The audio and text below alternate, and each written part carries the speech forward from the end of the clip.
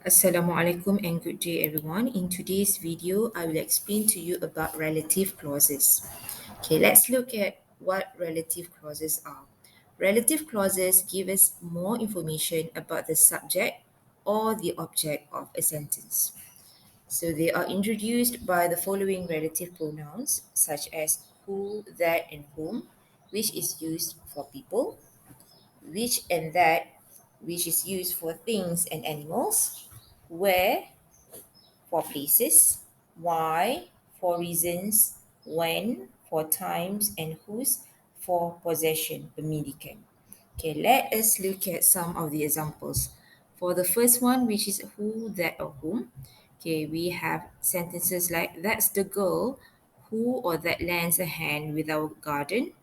Number two, the little girl who or that I look after during the day is adopted. Number three, that's the girl to whom I was talking. Number two, which and that. Okay, these two relative pronouns are used for things and animals. For example, the house which or that is on the corner is Martin's. The laundry which or that is in the basket is filthy. Number three, where is used for places. For example, that's the cafe where we'll meet my dad. That's the place where my parents first met. Number four, why? For reasons. Here's the reason why she won't go to the party. Number two, that is the reason why Joe is grumbling. Next, number five, when. We use it for times. Example, 2008 was the year when I got married. That was the time when I had an argument with my brother. The last one, whose, is used for possession. That's the woman whose son has fallen out with Simon. That's the lady whose daughter does our homework. We can use that instead of who or which, but it cannot be used after commas. For example, the man who or that lived next door is always grumbling. Okay. If you want to use the word who, okay, for example, you say my tennis coach, who is very cheerful, makes lesson fun. Okay, for this particular sentence, you cannot use the word that because you have these two commas. Okay, next example, the dog which or that I saw was a Labrador. Okay, our dog, comma, which is a Labrador, comma, is 2 years old. Okay, you cannot use that. Okay, because that cannot be used after commas. Okay. Next, we can use that after superlative forms. Okay, like this. Miss Hill is the worst chemistry teacher that we have ever had. And we can also use that after words such as something, anything, none, all, etc. For example, there's nothing that wouldn't do for you. Okay, next, we look at defining relative clauses. Defining relative clauses give us important information which we need in order to understand the meaning of the main clause. They are introduced with who, whom, which, that, where, why, when, or whose. We do not use commas to separate a defining relative clause from the main clause. For example, the city where I live is near the sea. So the sentence will not make sense without where I live. Okay, so you have to say the city where I live is near the sea. So this clause is very important. Okay, it is an important information for you to relate the city and the sea. So we do not use commas to separate the defining relative clause from the main clause. Okay, so this is the main clause. The city is near the sea. That is the main clause. Where I live is actually the defining relative clause. Okay. When who, whom, that, and which are the objects of a defining relative clause, they can be omitted. Okay. For example, the book was written by my sister. I've just finished reading the book. So here the book is the object of the second sentence. Okay. So there are two sentences here. Okay. In the first sentence, this one, the book is the subject. In the second sentence, the book is the object. It comes at the back. Okay. So the book, which or that I've just finished reading, was written by my sister. Okay.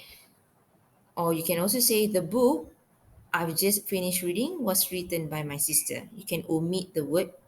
You can omit the relative pronoun. The relative pronoun, because it is the object of the defining clause. Okay, next. 1.6 non-defining relative clauses. Non-defining relative clauses give us extra information. Just now, important information. This one is extra information, which we do not need in order to understand the meaning of the main clause. They are introduced with who, whom, which, where, when, and or whose. And we must use commas to separate a non-defining relative clause from the main clause. So basically, the difference is, number one, it tells you extra information. Number two, you have to have comma. We cannot use that in a non-defining relative clause, and we cannot omit the relative pronoun. For example, Penny, who complains a lot, isn't very popular. Okay, so the sentence makes sense if you just say Penny isn't very popular. But if you want to give extra information about who Penny is, you can say Penny, who complains a lot, comma, isn't very popular. So that is a non-defining relative clause. So this clause, who complains a lot, is not really important, okay, but it gives you extra information. Okay. Next, 1.7. Prepositions in relative clauses. Okay, there are often prepositions in relative clauses. They usually come at the end of the relative clauses. They can also come before the relative pronoun, but this makes the sentence sound very formal. Okay, for example, in the first sentence here, the subject which I am speaking about. Okay, so you can see about, the preposition about comes at the end of the relative clause. Okay, this is the relative clause. Okay, so it comes at the end. The subject which I am speaking about next week is relationships. Okay, so if you want to make the sentence more formal, okay, you can put the relative the preposition before the relative pronoun, okay, by saying like this: the subject about which I am speaking next week is relationships. So this second sentence sounds more formal. Okay, next, we cannot use a preposition before who or that.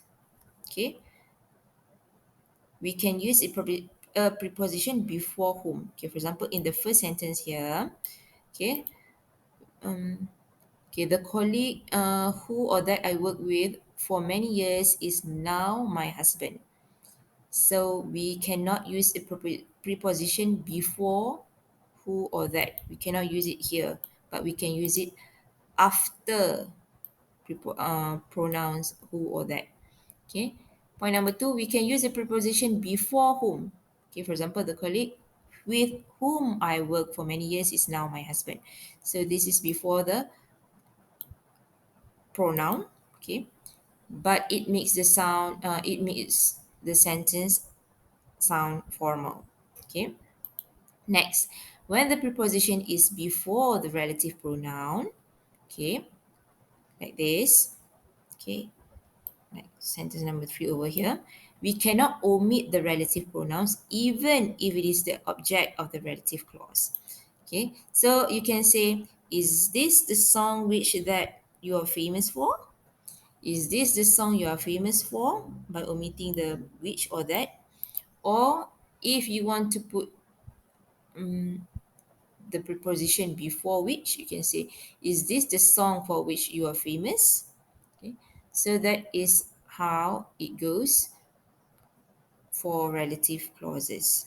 Thank you for listening.